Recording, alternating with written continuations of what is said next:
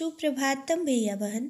आज हम लोग इस वीडियो में कक्षा 10वीं का अष्टम पाठ, जिसका नाम विचित्र साक्षी है, उसको पढ़ेंगे। यह पाठ CBSE 10th board second term की परीक्षा के लिए अत्यंत ही महत्वपूर्ण है।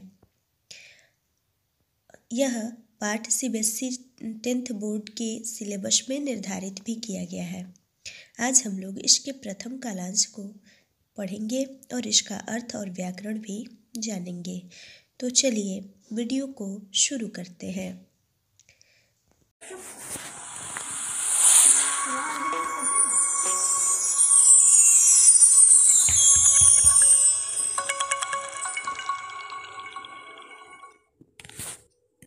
अगर आप इस चैनल पर नए हैं तो आप हमारे चैनल को सब्सक्राइब कर लें, ताकि आने वाले वीडियो के नोटिफिकेशन आपको जल्द से जल्द प्राप्त हो।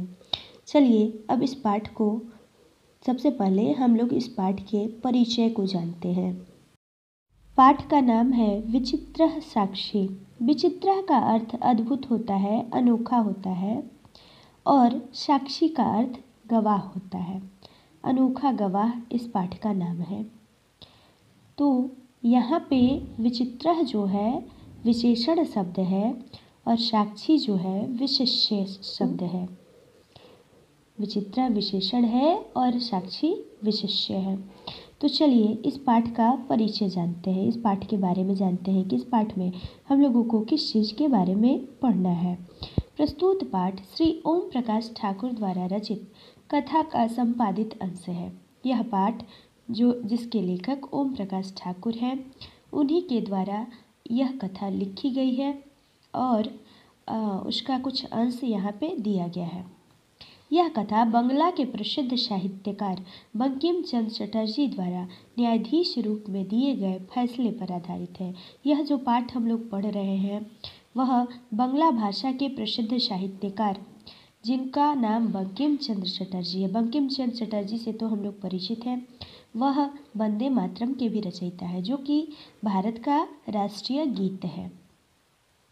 इतना ही नहीं, वो बंगला भाषा के साहित्यकार भी थे, यानी उन्हें बंगला भी बहुत अच्छे से आता था। और वंदे मातरम को उन्होंने संस्कृत में लिखा है, इसलिए संस्कृत भाषा का भी उनको अच्छा ज्ञान था। और उन्होंने आनंद मठ पुस्तक भी लिखी, उसी में वंदे मातरम लिखा गया है। तो बंकिम चंद्र चटर्जी के बारे में इस पाठ में क्या कहा गया है कि यह कथा बंगला के प्रसिद्ध साहित्यकार बंकिम चंद्र चटर्जी द्वारा न्यायाधीश रूप में दिए गए फैसले पर आधारित है। न्यायाधीश को किसको कहते हैं? जज को कहते हैं, जो कोर्ट में सबका सही गलत का फैसला सुनाता है। तो बंगला भाषा के प्रसिद्ध साहित्यकार, यानी बंगला में भी इन्होंने बहुत सारी रचनाएं की है ना। तो इसलिए उनको जो साहित्य की रचना करता है तो उसको साहित्यकार कहते हैं।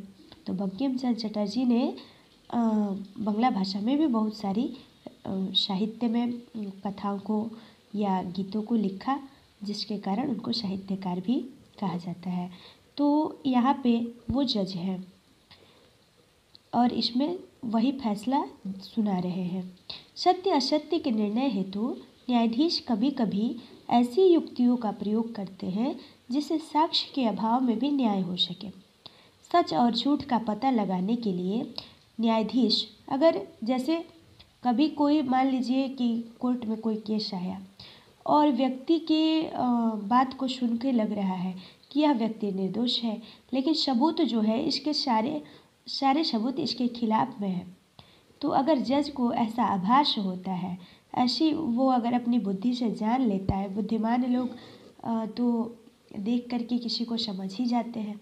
तो जज तो काफ़ी पढ़े लिखे होते हैं, तो अगर उन्हें यह बात पता लग जाती है तो वह कोई ऐसा उपाय सोचते हैं, ऐसा कुछ युक्ति लगाते हैं जिससे यह पता चल जाए कि यह व्यक्ति निर्दोष है या नहीं है, और सबूत के बिना भी न्याय हो सके। तो ऐसा ही कुछ इस कथा में दिखाया गया है और जो कि हम लोगों को पढ़ना है। इस कथा में भी विद्वान न्यायाधीश ने ऐसी ही युक्ति का प्रयोग कर न्याय करने में सफलता पाई है। ऐसा ही कुछ उपाय बंकिम चंद्र चटर्जी द्वारा लगाया गया है, कुछ उपाय लगाया गया है जिससे वह सही से न्याय कर पाए हैं। तो चलिए इस कथा को हम लोग पढ़ते हैं। तो चलिए पाठ को पढ़ते हैं। पाठ का पहला वाक्य है, कश्चन निर्धनो जनः भूरि परिश्रम्य वित्तम उपार्जितवान। कश्चन यानी कोई, निर्धनो जनः यानी निर्धन यानी गरीब, गरीब व्यक्ति, जनः यानी व्यक्ति, भूरि परिश्रम्य बहुत अधिक परिश्रम करके, वित्तम यानी धन, उपार्जितवान धन कमाया। कोई गरीब व्यक्ति बहुत अधिक परिश्रम करके धन कमाया। तेन वित्तेन यानी उस धन से स्वपुत्रम अपने पुत्र को एकस्मिन् महाविद्यालय एक बड़े विद्यालय में प्रवेशम दापयितुम सफल हो जाता, प्रवेश दिलाने में सफल हो गया। यानी उसने अपने पुत्र का एक बड़े विद्यालय में महाविद्यालय में एडमिशन करवा दिया। तत्तनयः तत्रैव छात्रावासे निवसन अध्ययने संलग्नः सम्भूत। उसका पुत्र तत्रैव वहाँ ही छात्रावास में रहते हुए पढ़ाई में लग गया, पढ़ाई में जुट गया। अब चलिए इसका व्याकरण जानते हैं। कश्चन, कश्चन यानी कोई होगा और कश्चन व्याकरण की दृष्टि से सव्य है। इसका संधि विच्छेद कह जोड़ चन होगा। अगला शब्द है निर्धनो जनः। निर्धनो जनः का संधि विच्छेद करें तो निर्धनः जोड़ जनः, अस्मिन् पदे विसर्गस्य उत्तमं संधि भविष्यति। निर्धनः अस्य पदस्य संधि विच्छेदः निः जोड़ धनः। निर्धनः अस्य पदस्य समास विग्रह धनानाम अभावः। यानी निर्धन का संधि विच्छेद निः जोड़ धन होगा और विसर्गस्य रत्वम संधि है इसमें, और निर्धन का समास विग्रह धनानाम अभाव होगा और ये अव्ययी भाव समास है। चूँकि निर्धन का अर्थ, निर का अर्थ अभाव होता है और इसके योग में षष्ठी विभक्ति हम लोग लगाते हैं। और निर्धनो जनः का संधि विच्छेद किया जाए तो निर्धनः जोड़ जनः होगा। भूरि का, भूरि यानी बहुत, तो अति इसका पर्यायवाची या बहु इसका पर्यायवाची हो सकता है। परिश्रम्य में ल्यप प्रत्यय है, परि जोड़ श्रम जोड़ ल्यप इसका प्रकृति प्रत्यय विभाजन होगा। वित्तम, वित्तम यानी धन होगा, धनम इसका पर्यायवाची हो जाएगा। उपार्जितवान में कत्वतु प्रत्यय है, जब धातु में वान लगता है तो कत्वतु प्रत्यय हम लोग लगाते हैं, इसका अर्थ कमाया होगा। उपजोड़ अर्ज जोड़ कत्वतु इसका विग्रह होगा। तेन वित्तेन उस धन से, अब यहाँ पे तेन वित्तेन दोनों लिख के पूछा जाए, अन्योपद्यो विशेषण पदम किम तो तेन, अन्योपद्यो विशेष्य पदम किम तो वित्तेन। स्वपुत्रम यानी अपने, स्व माने अपने पुत्र को, एकस्मिन् महाविद्यालय में एकस्मिन् विशेषण है और महाविद्यालय विशेष्य है, दोनों में सप्तमी विभक्ति लगी भी हुई है। का सप्तमी में एकस्मिन् होता है और महाविद्यालय का सप्तमी में महाविद्यालय होता है, दोनों ही पदों में एक ही विभक्ति है, इसलिए ये कर्मधारय समास भी है। प्रवेशम यानी एडमिशन, दापयितुम दिलाने में, दा जोड़ रीच जोड़ तुमुन इसका विग्रह होगा। सफल हो जाता, सफल हो गया, सफल हो जाता अस्य पदस्य संधि विच्छेद सफलः जोड़ जाता, अस्मिन् पदे विसर्गस्य उत्तम संधि भविष्यति। जातः अस्य पदस्य प्रकृति प्रत्ययो विभाजनं जन जोड़ कत्। सफलः अस्य पदस्य विपर्यय पदम असफलः भविष्यति। यानी सफल का विपर्यय पद विलोम पद असफल होगा और जातः में जन जोड़ कत प्रत्यय है। दापयितुम में दा जोड़ रीच जोड़ तुमुन होगा, प लगा हुआ है तो। तनयः पुत्र का पर्यायवाची शब्द है, तो तनयः सुतः पुत्रः तनुजः ये सब पर्यायवाची हो जाएंगे इसके। तत्रैव का संधि विच्छेद तत्र जोड़ एव होगा और इसमें स्वर संधि है, स्वर संधि में वृद्धि संधि है। छात्रावासे यानी हॉस्टल में, निवसन में क्षत्रिय प्रत्यय, नी जोड़ वश जोड़ क्षत्रिय इसका प्रकृति प्रत्यय विभाजन होगा। संलग्न का सम जोड़ लग्न होगा और संभूतः का यानी लग गया जुट गया, संलग्न माने लगना और लग गया इसका अर्थ होगा, यानी वहाँ ही रहकर वो पढ़ाई में लग गया। निश्चय ही इन सारे पदों का अर्थ और व्याकरण आपको अच्छे से समझ में आ गया होगा।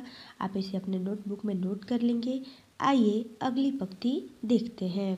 अगली पंक्ति है, अगला जो वाक्य है वह है,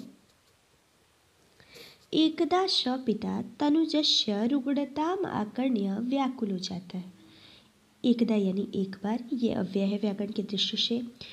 स पिता यानी वह पिता, तनुजस्य पुत्र के, रुग्णताम आकर्ण्य रोग को सुनकर, यानी वह उसका पुत्र बीमार हो गया है ऐसा सुनकर, व्याकुल हो जाता, वह व्याकुल हो गया, बेचैन हो गया। पुत्रम द्रष्टुम च प्रस्थिता, और पुत्र को देखने के लिए प्रस्थान किया। प्रस्थिता यानी प्रस्थान किया, द्रष्टुम यानी देखने के लिए। परम अर्थकार्षेण पीड़ितः सह वशयानं विहाय पदातिरेव प्राचलत्। परम, परम यानी लेकिन, अर्थ यानी धन, कार्षेण कमी से, धन की कमी से, धन के अभाव से, पीड़िता यानी दुखी होकर, वह वशयानम बस गाड़ी को छोड़कर, विहाय यानी छोड़कर, पदातिरेव प्राचलत पैदल ही चल दिया। एक बार वह पिता पुत्र की बीमारी को सुनकर व्याकुल हो गया और पुत्र को देखने के लिए प्रस्थान किया, लेकिन धन के अभाव से वह दुखी होकर बस को छोड़कर पैदल ही चल दिया। उसके पास पैसे नहीं थे, क्योंकि उसने जो पैसा कमाया था, एक तो वो गरीब था, और वो जो बहुत मेहनत करके पैसा कमाया था उसने सारा पैसा अपने बच्चे के एडमिशन में लगा दिया था। तो अब उसके पास पैसे नहीं थे वहाँ जाने के लिए, वहाँ पहुँचने के लिए, तो इसलिए वो पैदल ही चल दिया। आइए इसका व्याकरण देखते हैं। एकदा यानी एक बार होगा, ये अव्यय है, ठीक है। तनुजस्य पुत्रस्य, तनुजस्य का पर्यायवाची पुत्रस्य होगा। रुग्णताम आकर्ण्य का संधि विच्छेद, रुग्णताम जोड़ आकर्ण्य होगा, म में हलंत दे देंगे। रुग्णताम यानी बीमारी, आकर्ण्य यानी सुनकर, आकर्ण्य में ल्यप प्रत्यय है, आ जोड़ कर्ण जोड़ ल्यप, और आकर्ण्य यानी सुनकर होता है, तो आकर्ण्य का पर्यायवाची आप श्रुत्वा और निशम्य भी लिख सकते हैं। व्याकुलो जातः जो शब्द है उसका संधि विच्छेद व्याकुलः जोड़ जातः होगा। ये विसर्गस्य उत्तम संधि है। जातः में कत प्रत्यय है, जन जोड़ कत, इसका प्रकृति प्रत्यय विभाजन होगा, और जातः का पर्यायवाची शब्द अभवत हो जाएगा, और व्याकुलः का पर्यायवाची शब्द व्यग्रम हो जाएगा, बेचैन। द्रष्टुम में तुमुन प्रत्यय है, दृश्य जोड़ तुमुन, इसका विग्रह होगा। प्रश्च अव्यय है व्याकरण की दृष्टि से। प्रस्थितः जो शब्द है उसका प्र जोड़ अस्था जोड़ कत प्रकृति प्रत्यय विभाजन होगा। परम अर्थकार्षेण का परम में म में हलंत हो जाएगा, जोड़ अर्थकार्षेण होगा, और अर्थकार्षेण का पर्यायवाची धनेन अभाव हो जाएगा। धनस्य अभावेन भी लिख सकते हैं, धन के अभाव से, धनस्य अभावेन। पीड़िता यानी दुखी होकर, पीड़ा जोड़ अक्त, इसका पर्यायवाची हो जाएगा। वशयानम यानी तो गाड़ी होता ही है। विहाय में ल्यप प्रत्यय है, वी जोड़ हा जोड़ ल्यप, ल्यप जिसमें होता है उसमें लास्ट में य लगा रहता है, और उसमें उपसर्ग निश्चित रूप से लगा रहता है। पदाति रेव का संधि विच्छेद पदाति है, विसर्ग हो जाएगा, जोड़ एव, पदाति यानी पैदल, एव यानी ही। प्राचलत यानी चल दिया, प्र जोड़ अचलत, इसका संधि विच्छेद होगा। तो अब अगली पंक्ति देखते हैं, इसका अर्थ और व्याकरण आप अच्छे से समझ गए होंगे। आइए आगे की पंक्तियों को हम लोग पढ़ते हैं और उसके अर्थ को जानते हैं। अगली पंक्ति है, पदाति क्रमेण संचलन सायं समय अपि असौ गंतव्याद दूरे आसित। पैदल चलने के क्रम से चलते हुए सायं यानी शाम में, समय अपि असौ समय में भी वह, असौ यानी सह, असौ का पर्यायवाची सह यानी वह, गंतव्याद, गंतव्याद माने जहाँ पे पहुँचना था, गंतव्य किसको कहते हैं, जिस स्थान पे पहुँचना है वहाँ उससे क्या था, दूरी आसित, दूर था। पैदल चलने के क्रम से चलते हुए शाम के समय में भी वह अपने गंतव्य स्थान से दूर ही था, यानी जहाँ पहुँचना था वहाँ नहीं पहुँच पाया था। निशा अंधकार, संचलन माने चलते हुए, संचलन में क्षत्रिय प्रत्यय है, सम जोड़ चल जोड़ क्षत्रिय, इसका विग्रह होगा। पदाति क्रमेण का पद जोड़ अति क्रमेण संधि हो जाएगा, इसमें दीर्घ स्वर संधि है।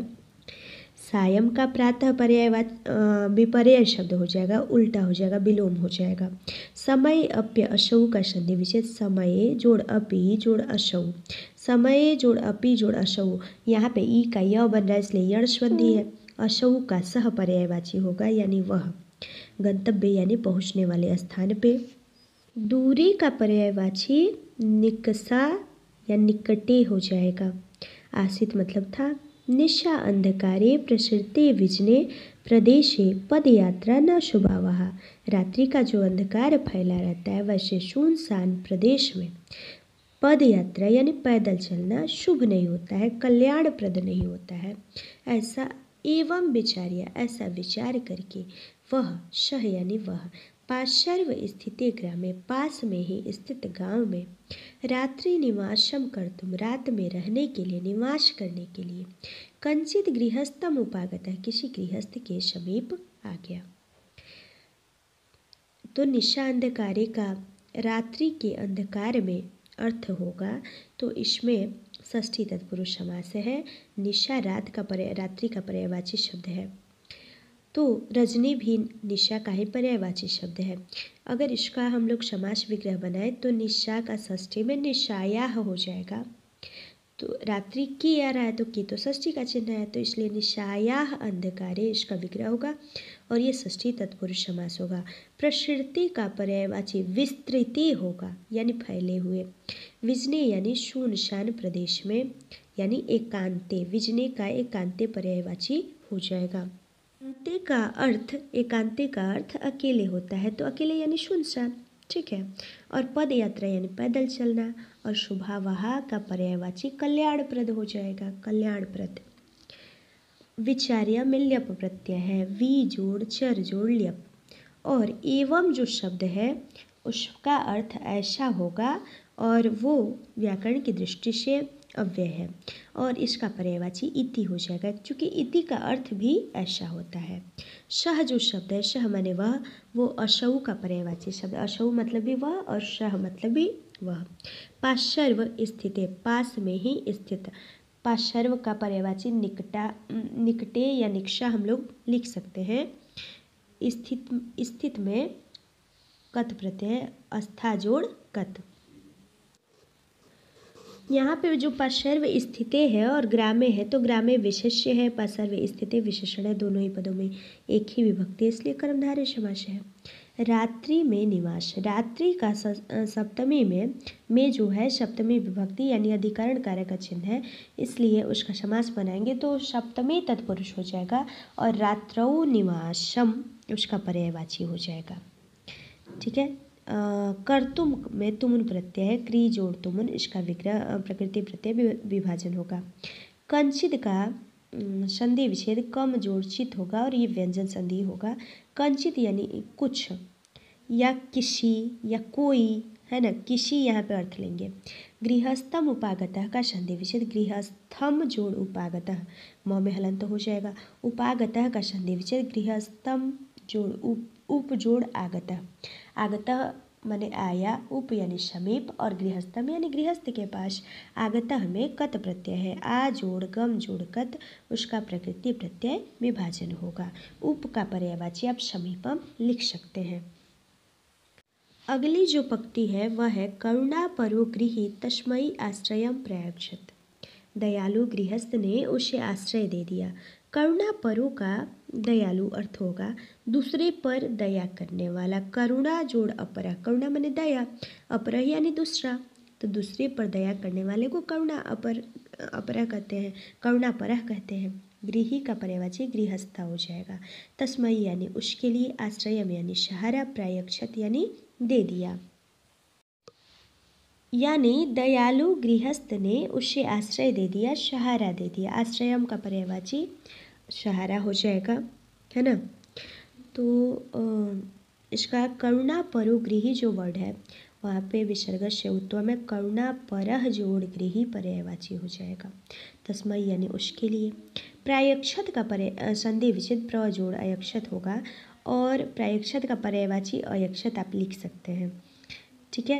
अगर इसमें मान लीजिए कि पूछा जाए अस्मिन् वाक्ये क्रियापदम किंतु प्रयक्षत, और कर्तृपदम किम तु गृही। आज के लिए बस इतना ही। अब पाठ का अगला भाग हम लोग अगले वीडियो में पढ़ेंगे। अगर ये वीडियो आपको अच्छा लगा हो तो आप हमारे चैनल को सब्सक्राइब करें ताकि वीडियो के नोटिफिकेशन आपको सबसे पहले प्राप्त हों।